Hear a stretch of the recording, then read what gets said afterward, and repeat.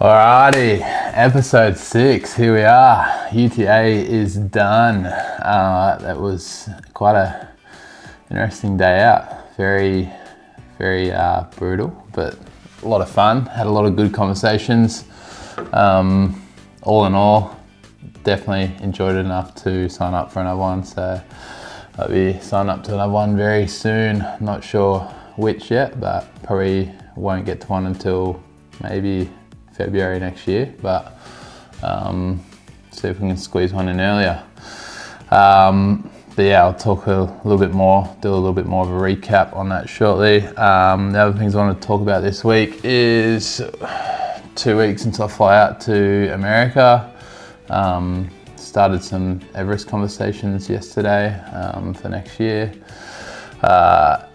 Endurance fuel is one of our new products that we're going to start working on.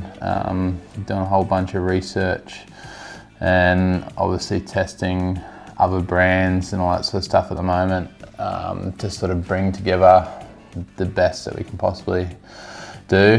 So I'll touch a little bit more on that. Ambassadors, touch a bit on that. And living by our quote, our motto, go get it. It's another thing that I'll talk about a little bit. So let's do the recap on UTA first. Started 5 a.m. Slow start, very slow start through the Grand Canyon. A lot of the normal people going out in front that shouldn't go out in front and then hold people up. I don't know why that happens in every race, but it does. If you're one of those people, please stop. Just start a little bit further back. But yeah, so the first section is only like maybe 8K. And it took maybe an hour and 40, I think, off the top of my head, which is an absolute crazy time for what it was. Probably could have been through that section a good half an hour quicker if there wasn't so much traffic in front. That's all right, kind of held us back for the start, so it's good.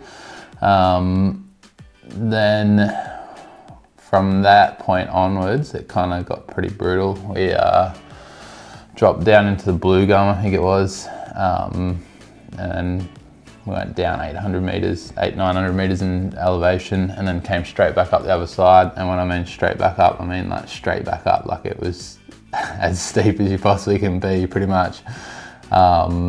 So that was a nice brutal warm up to the race, and then from there on, it was pretty cruisy for a bit. Probably wasn't until like the 90k mark. Coming down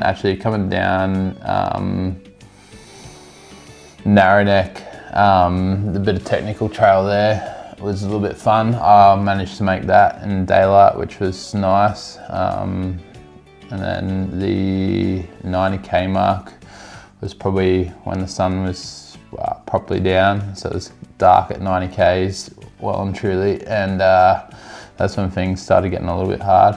Rocked up to 6-foot track aid station, and that was a mean setup.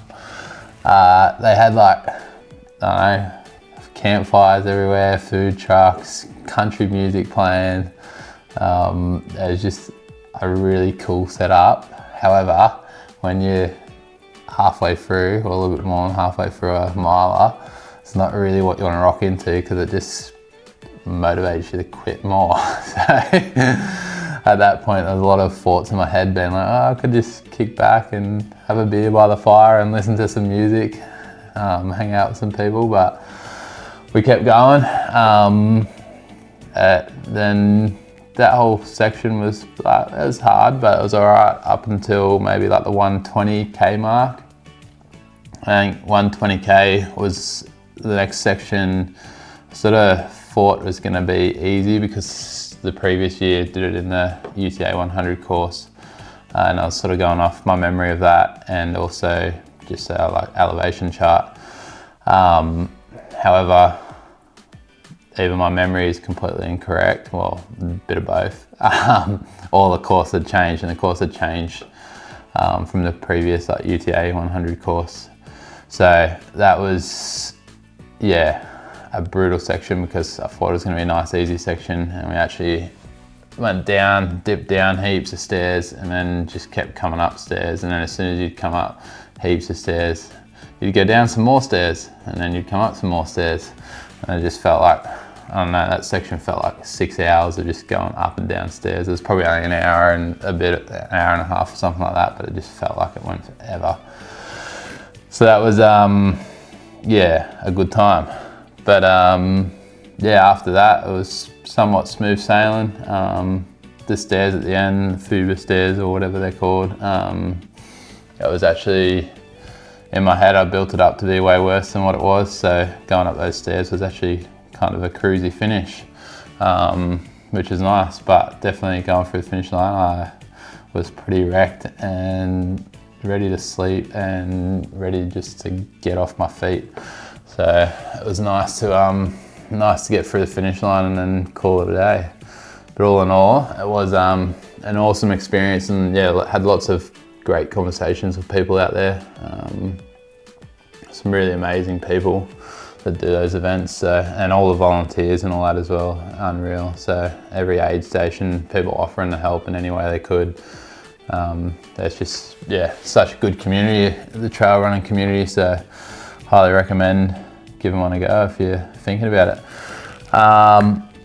So yeah, that's UTA, 2 weeks till fly out to America. I've obviously spoke about that a bit, so yeah, gonna hit Whitney first, then Denali. Pretty well everything's locked in, a few more little tiny things organised, but yeah, we're ready to go. So now it's pretty much just countdown. Everest conversations, so I had a maybe hour and a half Zoom call yesterday, just in regards to climbing Everest next season, so next year. And yeah, we're definitely making something happen. We just got to work out the exact plan and all that sort of stuff. Find the gazillion dollars for it. So that's going to be fun. Endurance. So the endurance fuel. Obviously, our electrolytes at the moment are sort of everyday electrolyte for after training, that sort of thing. They're not so much made for your 100k, 100 miles sort of endurance events, which is why we're going to add on another product, and this was our plan from word go. We were hoping to probably get here a little bit sooner, but we're moving on it now. So done a whole bunch of research on how we can make ultimately the best endurance fuel for your milers, 100k races, whatever it might be. So it's going to be super heavy in carbs, real high sodium, etc. See what other magic we can put in there, just to give anyone that's using it that little bit of extra juice to get through those events. So that's pretty exciting to start working on. Our sort of timeline is to have some product development done by the end of July, and then have manufacturing done by October, mid-October. So hopefully sellable towards the end of October is the date we're working on at the moment. Ambassadors. So we've obviously been doing our athlete campaign. We've signed 3 athletes now, which we're about to start announcing them all on socials and stuff like that. We've got some video shoots and that coming up with them. However, we're still looking for another 3, so, and I'm always going to be looking for more. But the other type of people we're looking for is just ambassadors. So not full on, well, can be full on competing, but not full on competing. He's got some good social media going on, enjoy making content, and want to sort of lead people towards Go Nutrition and earn a little bit of money from it. So if anyone's keen on that, we're reaching out to a bunch of the people that put in for the athlete program. So if you are keen on that, hit us up. And finally, living by go get it. So go get it is something I've been saying, like, let's get it, or whatever, for years now. Obviously, go get it sort of got, or the go got added on with Go Nutrition. But yeah, go get it is kind of something that I've really been embracing pretty hard over the last 6 months, probably even 12 months really. You know, it's really when I think of something and it's like, well, I don't know, it might be a race or something I want to do. Well, Great World Race is the prime example. So I saw the Great World Race and I'm like, that is something I absolutely want to do.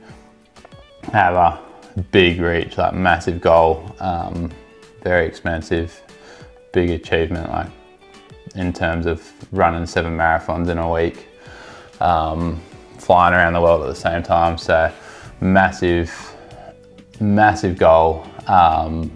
And I sort of thought about it for a second. I just applied the go get it. I was like, go get it. And that's it. Like when you start living by it, it, I think, makes things happen. So it's, yeah, I think anyone that can say it and then live by it, if you've got something you're thinking of, I just straight up say go get it. And I'm trying to use that in everything across life at the moment, whether it's business, events, whatever it might be, holidays. If I think about it and it's worth it, then I'm just telling myself to go get it. And I just love it. I love the saying. So yeah, that's my little piece on go get it. But yeah, it's pretty much a wrap for the week. Thanks for watching again, and we'll see you next week.